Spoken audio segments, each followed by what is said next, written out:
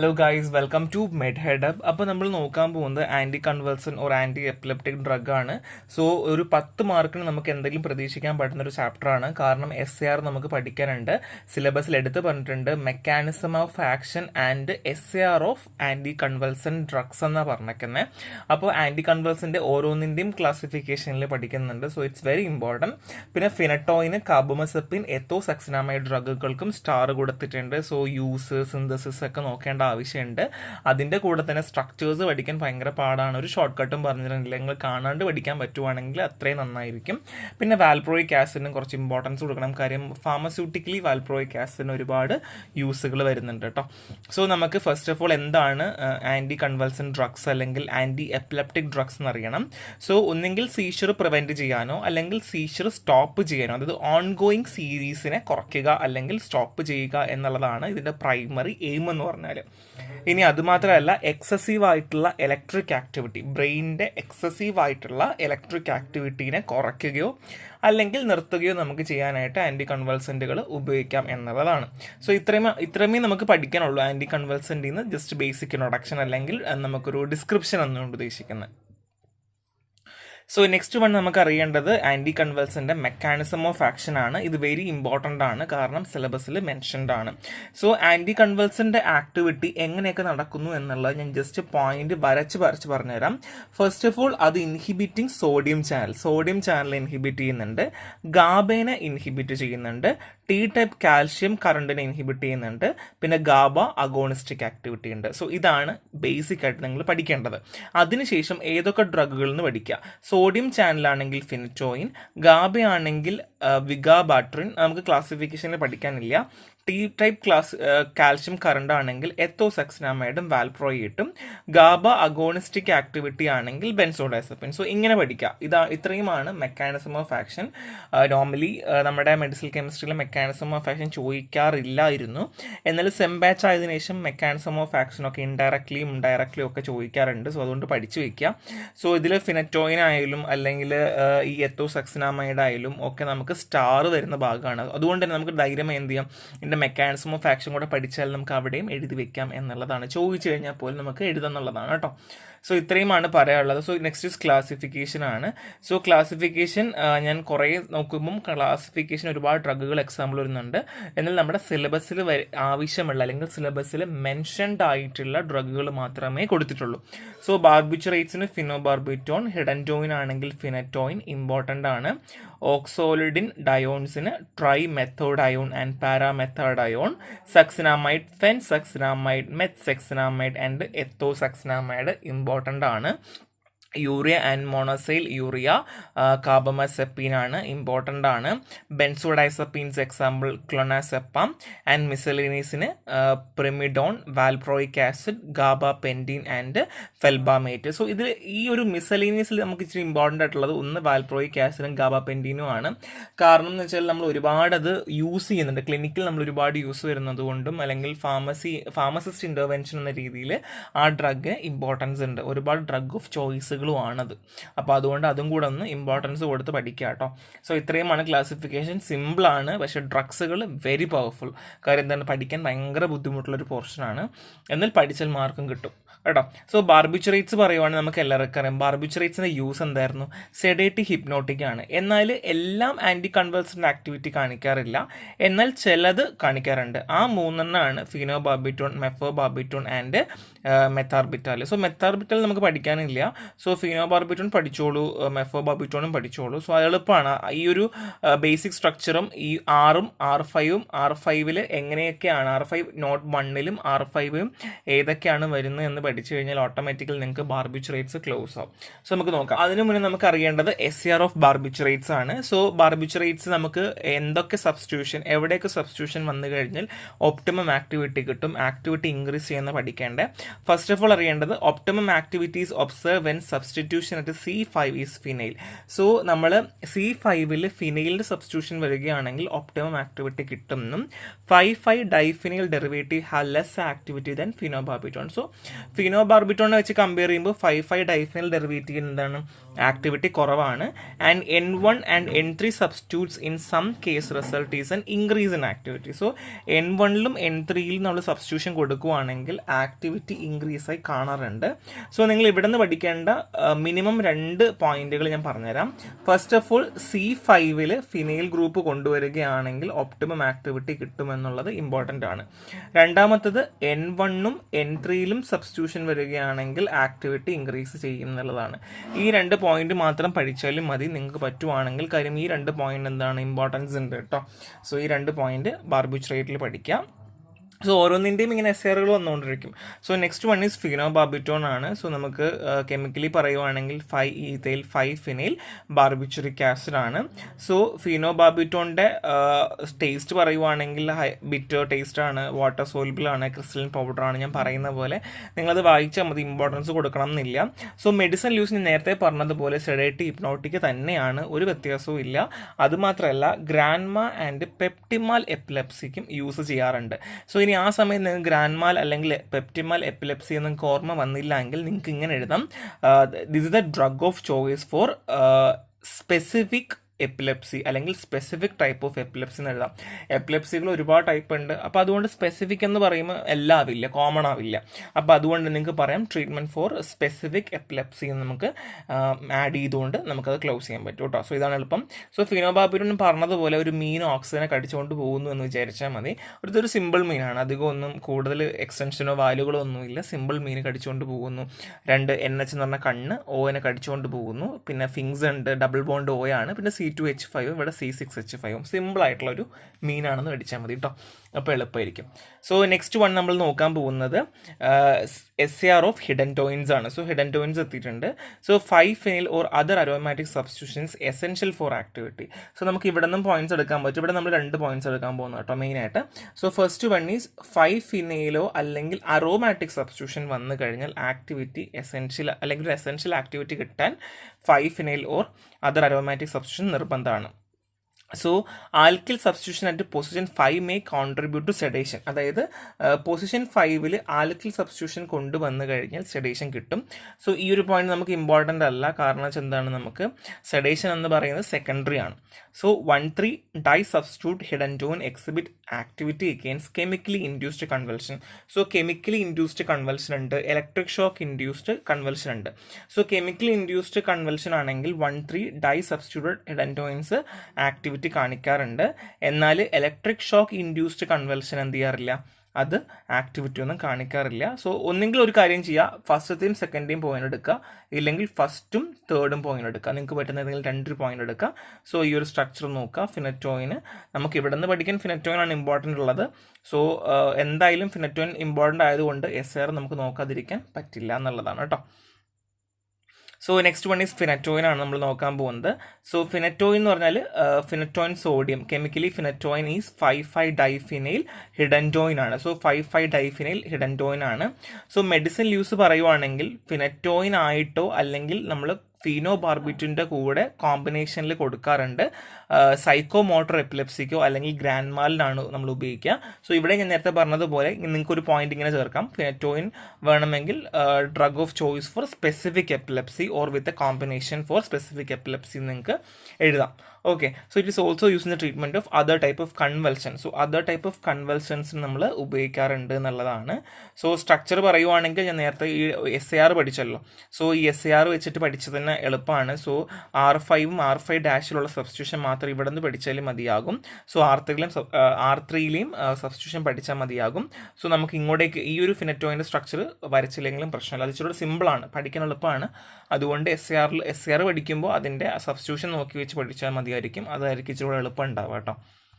So next one is ഫിനറ്റോയിൻ്റെ synthesis ആണ്.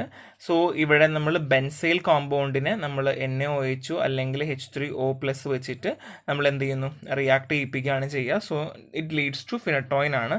So ഇല്ലാന്നുണ്ടെങ്കിൽ നമുക്ക് എളുപ്പത്തിൽ ഞാൻ കൊടുത്തിട്ടുണ്ട് ഒരു വേറെ different type of phenytoin synthesis ആണ്. So benzaldehyde with sodium cyanide to form benzoin. So ബെൻസാൾഡിഹൈഡും സോഡിയം സയനൈഡും കൂടെ ഒരുമിച്ച് കമ്പൈൻ ചെയ്യുമ്പോൾ ബെൻസോയിൻ ഫോം ചെയ്യും, which is oxidise to benzil with nitric acid or cupric sulphate. ഇതിനെ നൈട്രിക് ആസിഡ് വെച്ചിട്ടോ അല്ലെങ്കിൽ കുപ്രിക് സൾഫേറ്റ് വെച്ചിട്ട് നമ്മൾ എന്ത് ചെയ്യുന്നു, ഓക്സിഡൈസ് ചെയ്യുന്നു. ഈ കിട്ടിയ ബെൻസൈലിനെ നമ്മൾ യൂറിയ വെച്ച് ഹീറ്റ് ചെയ്ത് കഴിയുമ്പോൾ പ്രസൻസ് ഓഫ് സോഡിയം എത്തോക്സൈഡോ അല്ലെങ്കിൽ ഐസോ പ്രൊപ്പോക്സൈഡോ ചെയ്യുവാണെങ്കിൽ ഫിനറ്റോയിൻ സോഡിയം ഉണ്ടാവും എന്നുള്ളതാണ്. സിംപ്ലി ഒന്നും കൂടെ ഞാൻ പറഞ്ഞുതരാം. ഫസ്റ്റ് ഓഫ് ഓൾ നമുക്ക് വേണ്ടത് എന്താണ്, ബെൻസാൾഡിഹൈഡും വേണം, സോഡിയം സൈനൈഡും വേണം. ഓക്കെ, രണ്ടെണ്ണമായല്ലോ. നമുക്കിതിൽ നിന്ന് കിട്ടേണ്ടത് എന്താണ്, ബെൻസോയിൻ ആണ് കിട്ടേണ്ടത്. സോ നമ്മുടെ സ്റ്റാർട്ടിങ് മെറ്റീരിയൽ എന്ന് പറഞ്ഞാൽ ബെൻസോയിൻ ആണ്, ബെൻസോയിൻ വേണം. സോ ബെൻസോയിനെ നമ്മൾ ഓക്സിഡൈസ് ചെയ്യാൻ പോവാണ്. എന്ത് വെച്ചിട്ട്, നൈട്രിക് ആസിഡ് വെച്ചിട്ട് നമ്മൾ ഓക്സിഡൈസ് ചെയ്യാൻ പോവാണ്, അല്ലെങ്കിൽ കുപ്രിക് സൾഫേറ്റ് വെച്ചിട്ട്. സോ നമുക്ക് എന്ത് കിട്ടും, ബെൻസൈൽ കിട്ടും. ബെൻസോയിൽ നിന്ന് ബെൻസൈൽ കിട്ടും. ഈ ബെൻസൈലിനെ നമ്മൾ യൂറിയ വെച്ചിട്ട് എന്ത് ചെയ്യുന്നു, ഹീറ്റ് ചെയ്യുന്നു. സോഡിയം എത്തോക്സൈഡോ അല്ലെങ്കിൽ ഐസോപ്രോപ്പോക്സൈഡിൻ്റെ. അപ്പോൾ നമുക്ക് സോഡിയം എത്തോക്സൈഡ് എടുക്കാം. സോഡിയം എത്തോക്സൈഡിൻ്റെ പ്രസൻസിൽ നമ്മൾ എന്ത് ചെയ്യുന്നു, നമ്മൾ ഹീറ്റ് ചെയ്യുന്നു. അപ്പോൾ നമുക്ക് എന്ത് കിട്ടും, ഫിനറ്റോയിൻ സോഡിയം കിട്ടും എന്നുള്ളതാണ്. സോ ഒന്നെങ്കിൽ അങ്ങനെയും പഠിക്കാം, ഇല്ലെങ്കിൽ മേലുള്ളതും പഠിക്കാം. സോ എനിക്ക് തോന്നുന്നു നമ്മൾ ഈ ഒരു രീതിയിൽ എക്സ്പ്ലെയിൻ ചെയ്ത രീതി പഠിക്കുവാണെങ്കിൽ എളുപ്പമായിരിക്കും കേട്ടോ. നെക്സ്റ്റ് കാറ്റഗറി എന്ന് പറഞ്ഞാൽ ഓക്സാലിഡ് ഡയോൺസ് ആണ്. സോ നമ്മൾ ഇവിടെ പഠിക്കേണ്ടത് രണ്ട് കോമ്പൗണ്ടേ ഉള്ളൂ, ട്രൈ മെത്തോഡ് അയോണും പാരാമെത്തേഡ് അയോണും. സോ രണ്ടും നമ്മൾ ആബ്സെൻസ് ഈസേഴ്സാണ് യൂസ് ചെയ്യുക. സോ അതിനധികമൊന്നും നമുക്ക് പഠിക്കേണ്ട ആവശ്യമില്ല. ഈ ഒരു കോമൺ സ്ട്രക്ചർ പഠിക്കുക, അതിൻ്റെ സബ്സ്റ്റിറ്റ്യൂഷൻസ് എവിടെയൊക്കെ വരുന്നു എന്നുള്ളതും പഠിക്കുക. അപ്പോൾ നമുക്ക് എളുപ്പമായിരിക്കും. ഓക്സാലിഡ് അയോൺസ് രണ്ടെണ്ണുള്ളൂ, ട്രൈ മെത്തേഡ് അയോണും പാരാമെത്തേഡ് അയോണും. പിന്നെ ട്രൈ മെത്തേഡ് അയോണും പാരാമെത്തേഡ് അയോണും കെമിക്കലി സ്ട്രക്ചറലി സിമിലർ ആണ് ഏകദേശം. നോക്കുവാണെങ്കിൽ ലാസ്റ്റ് R5- മാത്രമേ സബ്സ്റ്റിറ്റ്യൂഷനിലെ ഡിഫറൻസ് വരുന്നുള്ളൂ. CH3 C2H5 മാത്രമേ ഡിഫറൻസ് വരുന്നുള്ളൂ, ബാക്കിയൊക്കെ സെയിം ആണ് കേട്ടോ. സോ നമുക്ക് ഓക്സാലിഡ് അയോൺസിന് നമുക്ക് SAR നോക്കേണ്ട ആവശ്യമുണ്ട്. So replacement of NH group at position 1 of the hydantoin system with an oxygen atom yield the oxazolidine 2,4 dione system. അതായത് നമ്മൾ NH ഗ്രൂപ്പ് പൊസിഷൻ നമ്പർ 1 വരുന്ന, നമുക്കറിയാം ഇവിടെ കാണുന്നുണ്ട്, നമുക്ക് ഈ ഒരു സ്ട്രക്ചറിൽ ഞാൻ 1, 2, 3 എന്ന് കണ്ടോ, 1, 2, 3, 4, 5 എന്ന് ഞാൻ കൊടുത്തിട്ടുണ്ട്, നമ്പർ കൊടുത്തിട്ടുണ്ട്. സോ ഇവിടെ NH group at position 1. So position 1 hydantoin system with an oxygen atom. So നമ്മൾ ഓക്സിജൻ ആറ്റം കൊടുക്കുകയാണെന്നുണ്ടെങ്കിൽ ഓക്സാലിഡിൻ 2,4 ഡയോൺ സിസ്റ്റം ഉണ്ടാവുമെന്നുള്ളതാണ്. സോ അവിടെ NH4 ഗ്രൂപ്പിന് പകരം റീപ്ലേസ് ചെയ്യുകയാണ് ഇവിടെ ചെയ്യുന്നത് കേട്ടോ. So 3,5,5 trimethadione was the first drug introduce specifically for treating absence seizure. So absence seizures നമ്മൾ 3,5,5 ട്രൈ അല്ലെങ്കിൽ ട്രൈ ഡയോൺ എന്ന് പഠിച്ചാലും മതി കേട്ടോ. ഒന്നെങ്കിൽ ട്രൈ ഡയോൺ എന്ന് പഠിക്കുക, അല്ലെങ്കിൽ 3,5,5 ട്രൈ മെത്തഡയോൺ എന്ന് പഠിക്കുക. സോ നമ്മൾ ആബ്സെൻസ് ഈസേഴ്സിന് വേണ്ടി ഫസ്റ്റ് ഇൻട്രൊഡ്യൂസ് ചെയ്തതാണ്. The nature of the substitution on C5. So C5 substitution ആണ്, it's very important. So low alkyl substitution toward anti petit mal activity while acyl substitution towards anti grand mal activity.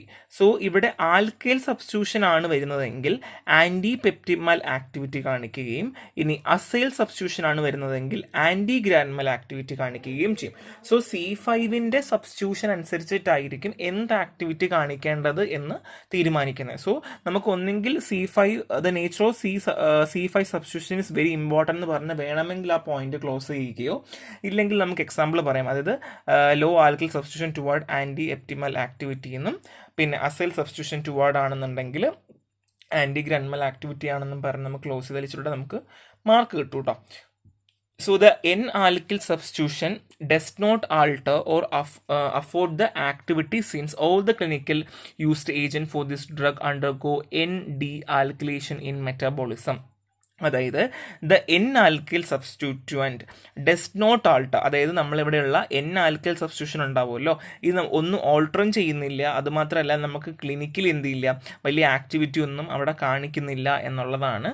So clinically used agent from this class undergo N de alkalisation metabolism നടക്കുമ്പോൾ എന്ത് സംഭവിക്കുന്നു, ഇവിടെ N de ആൽക്കലൈസേഷൻ നടക്കുന്നു. അതായത് ഈ N alkyl സബ്സ്റ്റിറ്റ്യൂവൻറ്റ് നമുക്ക് എന്തില്ല, നമ്മൾ ഓൾട്ടർ ചെയ്താലും വലിയ ഉപയോഗമോ അല്ലെങ്കിൽ ക്ലിനിക്കലി വലിയ ഉപയോഗമോ ഒന്നും കാണിക്കുന്നില്ല എന്നുള്ളതാണ്.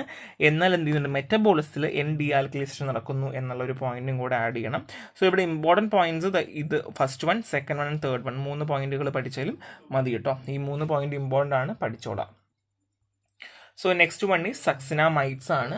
സോ സക്സിനാമൈഡ് എന്ന് പറയുമ്പോൾ നമുക്ക് എല്ലാവർക്കും അറിയാം, ബാക്കിയുള്ള ഡ്രഗ്സിനൊക്കെ ഹയർ ടോക്സിറ്റി ഉണ്ടായിരുന്നു. സോ ഈ ഓക്സൈൽ ഡയോൺസിനൊക്കെ പ്രൊലോങ്ഡ് തെറാപ്പി കൊടുക്കുന്ന സമയത്ത് ഒരുപാട് ടോക്സിറ്റി കാണിക്കാറുണ്ടായിരുന്നു. അങ്ങനെ ലോ ടോക്സിറ്റി ഡ്രഗ് കണ്ടുപിടിക്കാനും അതിൻ്റെ റിപ്ലേസ്മെൻറ്റിലുമാണ് സക്സിനാമൈഡിന് ഒരുപാട് ഉപയോഗങ്ങൾ വന്നത്. അല്ലെങ്കിൽ സക്സിനാമൈഡ് ഒരുപാട് അതിനു വേണ്ടി നമ്മളെ സഹായിച്ചിട്ടുണ്ട് എന്നുള്ളതാണ്. സോ നമുക്കിവിടെ പഠിക്കേണ്ടത് ഫെൻസക്സിനാമൈഡ്, മെത്സക്സിനാമൈഡ്, നെത്തോസക്സിനാമൈഡ് ആണ്. സോ ഇവിടെ എത്തോസക്സിനാമൈഡ് നമുക്ക് ഇമ്പോർട്ടൻറ്റ് ഡ്രഗ് ആണ് നമുക്ക്. സോ നെക്സ്റ്റ് നമ്മൾ നോക്കാൻ പോകുന്ന SAR ഓഫ് സക്സിനാമൈഡ് ആണ്. സോ ബേസിക്കലി ഞാൻ ഓൾറെഡി പറഞ്ഞു, നമുക്ക് സക്സിനാമൈഡ് എന്ന് പറഞ്ഞു കഴിഞ്ഞാൽ ബാക്കിയുള്ള ഡ്രഗുകളുടെ ടോക്സിറ്റി വന്നതോ അല്ലെങ്കിൽ ആ ഒരു ഡ്രഗിൽ ഉണ്ടായ ചില മാറ്റങ്ങൾ മാത്രമാണ്. So anti epileptic agent like oxazolidinediones 2,4 ഡയോൺസിനെ നമ്മൾ സക്സിനാമൈഡ് വെച്ചിട്ട് നമ്മൾ എന്ത് ചെയ്തു, സബ്സ്റ്റിറ്റ്യൂട്ട് ചെയ്തു. ഇപ്പം എക്സാമ്പിൾ പറയുവാണെങ്കിൽ CH2നെ റിപ്ലേസ് ചെയ്ത് O വെച്ചു. ആ സമയത്ത് എന്ത് ചെയ്തു, നമുക്ക് ഇവാലുവേഷനും അല്ലെങ്കിൽ സിന്തസൈസ് ചെയ്യാനും നമുക്ക് ലോജിക്കൽ ചോയ്സിനൊക്കെ ഒരുപാട് ഹെൽപ്പ് ചെയ്തു എന്നുള്ളതാണ്. സോ നമ്മൾ സബ്സ്റ്റിറ്റ്യൂട്ട് ചെയ്തു, അതുകൊണ്ട് ഇവാലുവേഷനും സിന്തസിസിനും ഒക്കെ നമുക്ക് ഒരുപാട് ഹെൽപ്പ് ചെയ്തു എന്നുള്ളത് മാത്രമേ അവിടെ ഒരു പോയിന്റ് റിലവൻ്റ് ആയിട്ടുള്ളൂ. സോ അതുമാത്രമല്ല എൻ ഡീമീഥൈലൈസേഷൻ നമ്മൾ പ്യൂട്ടേറ്റീവ് ആക്ടിവിറ്റി മെറ്റബോളൈറ്റ്സ് ചെയ്യാൻ വേണ്ടിയിട്ട് നമ്മൾ ഒരുപാട് ഹെൽപ്പ് ചെയ്യുന്നുണ്ട്. N demethylation occurs to yield the putative activity metabolite. And അതുമാത്രമല്ല ഫെൻസക്സിനാമൈഡും എൻ ഡീമീഥൈൽ മെറ്റബോളൈറ്റ്സും ഇനാക്റ്റീവ് ആവും. എങ്ങനെ? P hydroxylation and conjugation. അതായത് പി ഹൈഡ്രോക്സിലേഷനും കോൺജുഗേഷനും ചെയ്യുന്ന സമയത്ത് എന്ത് സംഭവിക്കും, ഫെൻസക്സിനാമൈഡും എൻ ഡീമീഥൈൽ മെറ്റബോളൈറ്റ്സ് എന്താവും, ഇനാക്റ്റീവ് ആകും. സോ ഇവിടെ നിന്ന് എടുക്കേണ്ട പോയിന്റ് എന്ന് വെച്ചാൽ നമ്മൾ എന്ത് ചെയ്യേണ്ട, അതായത് CH2 റിപ്ലേസ് ബൈ O, അതായത് എങ്ങനെ, അതായത് ഓക്സാൽ ഡയോൺസിനെ എന്ത് ചെയ്തു, സബ്സ്റ്റിറ്റ്യൂട്ട് വിത്ത് സക്സിനാമൈഡ്സ്. ഓക്കെ, അത് ചെയ്തപ്പോൾ നമുക്ക് ഒരുപാട് ഇംപ്രൂവ്മെന്റ് വന്നു. എന്തിലൊക്കെ? സിന്തസിസിൽ, ഇവാലുവേഷനിൽ, ലോജിക്കൽ ചോയ്സുകളിൽ. അത് ഡ്രഗ് ഓഫ് ചോയ്സ് ചെയ്തെടുക്കണം എന്നുള്ള രീതിയിലൊക്കെ. ടോക്സിറ്റി കൂടുതലല്ലേ ബാക്കിയുള്ള ഡ്രഗ്സുകൾക്ക്, അങ്ങനെ വെച്ചിട്ട്. ഇനി പ്യൂട്ടേറ്റീവ് ആക്ടിവിറ്റി മെറ്റബോളൈറ്റ്സ് നമുക്ക് കിട്ടും എൻ ഡീമീഥൈലേഷൻ ചെയ്യുമ്പോൾ. ഇനി അതുമാത്രമല്ല ഫെൻസക്സിനാമൈഡും എൻ ഡീമീഥൈൽ മെറ്റബോളൈറ്റ്സ് എന്താണ്, ഇനാക്റ്റീവ് ആവും പി ഹൈഡ്രോക്സിലേഷൻ ആൻഡ് കോൺജുഗേഷൻ ചെയ്യുമ്പോൾ. ഈ 3 പോയിന്റ്സ് ആണ്. ഇതിൽ ഏതെങ്കിലും 2 പോയിന്റ്സ് പഠിച്ചാലും മതി കേട്ടോ. സോ ഈ ഒരു ബേസിക് സ്ട്രക്ചറും കൂടെ പഠിക്കാം. സോ ഫെൻസക്സിനാമൈഡും മെത്സക്സിനാമൈഡും എത്തോസക്സിനാമൈഡിൻ്റെയും സ്ട്രക്ചറുകൾ കൊടുത്തിട്ടുണ്ട്. ഭയങ്കര സിമ്പിൾ സ്ട്രക്ചറാണ്, ചെറിയ ചെറിയ മാറ്റങ്ങൾ മാത്രമേ വരുന്നുള്ളൂ. സോ ഇവിടെ വരുന്ന എന്നിൻ്റെ ഉള്ള അറ്റാച്ച്മെൻറ്റ്, സോ ഒന്ന് എന്നിൻ്റെ അറ്റാച്ച്മെൻറ്റ് വരുന്നുണ്ട്. സോ നമുക്ക് ട്രീറ്റ്മെൻറ്റ് ഓഫ് പെപ്റ്റിമൽ എപ്പിലെപ്സിയാണ് എല്ലാം, അതായത് ഈ 3 എന്താണ് പെപ്റ്റിമൽ എപ്പിലെപ്സിക്കാണ് ഉപയോഗിക്കുന്നത്. സോ ഫസ്റ്റ് ആണെങ്കിൽ, അതായത് ഫെൻസക്സിനാമൈഡ് ആണെങ്കിൽ 1 മീഥൈൽ 3 ഫീനൈലാണ്. രണ്ടാമത്താണ്, അതായത് മെത്സക്സിനാമൈഡ് ആണെങ്കിൽ 1,3 ഡൈമീഥൈൽ 3 ഫീനൈലാണ്. ആൻഡ് എത്തോസക്സിനാമൈഡ് ആണെങ്കിൽ 3 ഈഥൈൽ 3 മീഥൈൽ 2 ആണ്. ഓക്കെ, ഡിഫറൻസ് മനസ്സിലായോ? അത് അറ്റാച്ച്മെന്റുകളുടെ ആണ്. അത് ഫസ്റ്റ് 1 മീഥൈൽ 3 ഫീനൈൽ എങ്കിൽ രണ്ടാമത് 1,3 ഡൈമീഥൈൽ 3 ഫീനൈൽ ആൻഡ് മൂന്നാമത് 3 ഈഥൈൽ 3 മീഥൈൽ 2,5 പൈലിഡോൺ ഡയോണ്ടാണ്. സോ ഇതാണ് ഡിഫറൻസ് വരുന്നത്. സോ സ്ട്രക്ചർ പഠിക്കാൻ എളുപ്പമാണ്, കോമൺ സ്ട്രക്ചറാണ്. സോ ചെറിയ ഡിഫറൻസുകൾ മാത്രമേ വരുന്നുള്ളൂ. സോ ഇതിൻ്റെ കോമൺ യൂസ് ആയിട്ട് നിങ്ങൾ എന്ത് ചെയ്യുക, പെപ്റ്റിമൽ എപ്പിലെപ്സിക്ക് ഉപയോഗിക്കുന്നതാണെന്ന് കോമൺ ആയിട്ട് പഠിക്കുക. എത്തോസക്സിനാമൈഡിൻ്റെ നമുക്ക് സിന്തസിസ് മാത്രമേ നോക്കേണ്ടൂ. നമുക്ക് starting material ethyl methyl ketone ആണ് ആൻഡ് ഈഥൈൽ സയാനോ അസറ്റേറ്റ് ആണ്. സോ ഇത് കാണാണ്ട് പഠിക്കാനേ വഴിയുള്ളൂ, വേറെ ഒരു ഓപ്ഷൻ നമുക്ക് കാണുന്നില്ല. സോ നിങ്ങൾക്ക് വേണം എന്നുണ്ടെങ്കിൽ ഒരു ഷോർട്ട് കട്ട് ഞാൻ പറഞ്ഞുതരാം. സോ നമ്മൾ ഈ സ്റ്റാർട്ടിങ് മെറ്റീരിയൽ ആയിട്ടുള്ള ഈ 2 സാധനം എടുക്കുക. അത് ഈഥൈൽ മീഥൈൽ കീറ്റോണും ഈഥൈൽ സയാനോ അസറ്റേറ്റും എടുക്കുക. എന്നിട്ട് നമുക്ക് എന്ത് ചെയ്യാന്ന് വെച്ചാൽ ഈ ഒരു പോർഷനില്ലേ, ഇത് നമുക്ക് സ്കിപ്പ് ചെയ്തുകൊണ്ട് ഡയറക്റ്റ്ലി ഇവിടെ വരാം. ഇവിടെ വന്നതിന് ശേഷം പക്ഷെ എന്ത് ചെയ്യണം, നിങ്ങളുടെ അഡിഷൻ റിയാക്ഷൻ ഓഫ് HCN-ഉം C2H4ഉം ഒക്കെ എന്ത് ചെയ്യുക, ഇവിടെ ചേർക്കുക. പൈപ്രിഡിൻ്റെ കൂടെ തന്നെ ഇവിടെയും ചേർക്കുക, എന്നാൽ മാത്രമേ സ്കിപ്പ് ചെയ്യാൻ പറ്റുള്ളൂ.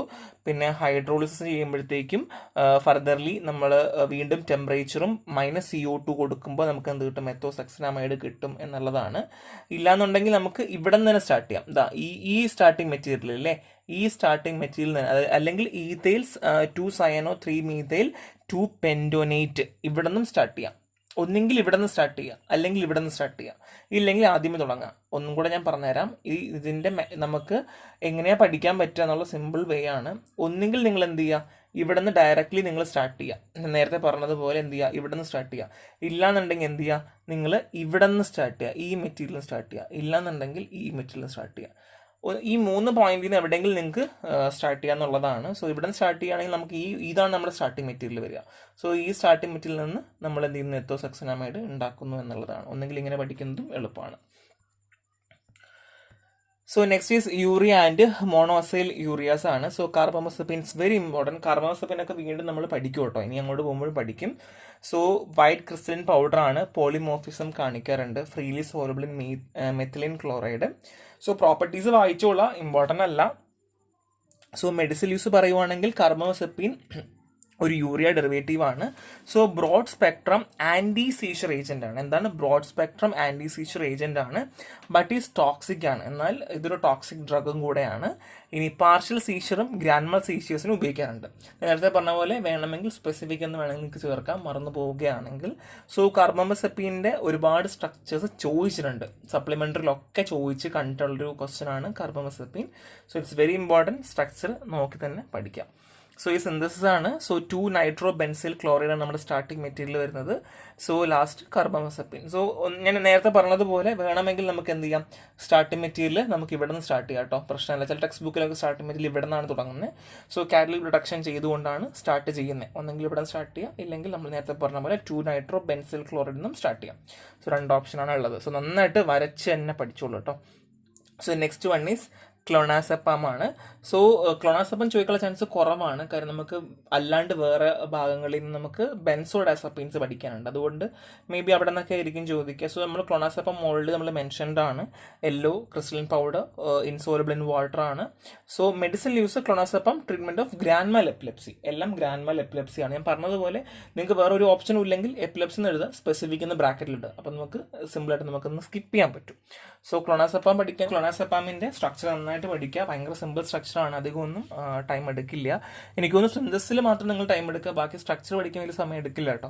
സോ മിസ്സലേനിയസ് നോക്കുവാണെങ്കിൽ primidone, valproic acid and gabapentin and felbamate ആണ്. സോ വാൽപ്രോയിക് ആസിഡും ഗാബപെൻറ്റീനും ഇച്ചിരി ഇമ്പോർട്ടൻസ് കൊടുക്കണം. കാര്യം എന്താണ്, ഞാൻ നേരത്തെ പറഞ്ഞതുപോലെ പല ഡിസീസുകൾക്കും അല്ലെങ്കിൽ ഈവൻ ദോ നമ്മുടെ ഈ ഒരു കൺവൽഷൻ എപ്പിലെപ്സി എന്നൊരു കാറ്റഗറി തന്നെ നമുക്ക് എന്താണ് ഡ്രഗ് ഓഫ് ചോയ്സ് ആണ്. സോ അതുകൊണ്ട് ഇറ്റ്സ് വെരി ഇമ്പോർട്ടൻറ്റ്.